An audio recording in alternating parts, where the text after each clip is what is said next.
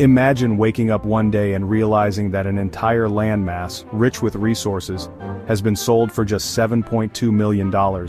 A land so vast that it stretches over 1.7 million square kilometers, almost the size of Western Europe. Sounds unbelievable, right? But this isn't fiction. This is the real story of how Russia sold Alaska to the United States in 1867. And the biggest question is, why? To understand this, we need to go back a few years, to the Crimean War. This war was a disaster for Russia. It left the empire financially crippled, drowning in debt. The British Royal Navy crushed Russia's fleet, proving that Russia was nowhere close to matching Britain's power at sea. This led to a realization. If another war broke out, Britain could easily take Alaska through Canada. Russia had two choices. 1. Lose Alaska in a future war for nothing. 2. Sell it while they still could. The decision was clear. Back then, Alaska wasn't even called Alaska. It was known as Russian America. For Russia, it was more of a prestige symbol than an economic asset. Maintaining it was costly, and apart from the fur trade, it wasn't bringing much profit. The idea of selling it came from Grand Duke Constantine, the brother of Emperor Alexander II. He believed that Russia needed to modernize and focus on more important territories. The emperor agreed, but now came the question, who should they sell it to? Britain seemed like an obvious choice. It already controlled Canada and had trading rights in Russian America. But there were two major problems.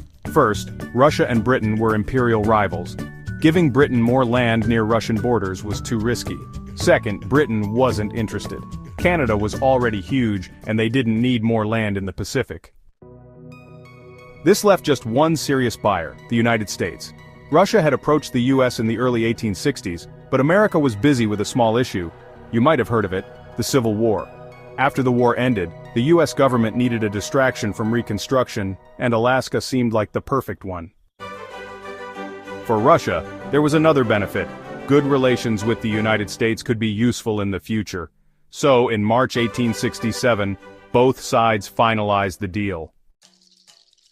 Russia sent surveyors to assess Alaska's resources and value. Their estimate? Around $10 million. But instead of selling it, they suggested reforming its governance. The emperor didn't listen.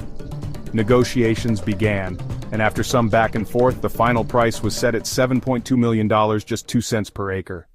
On October 18, 1867, the deal was complete. Alaska was no longer Russian. Here's the twist.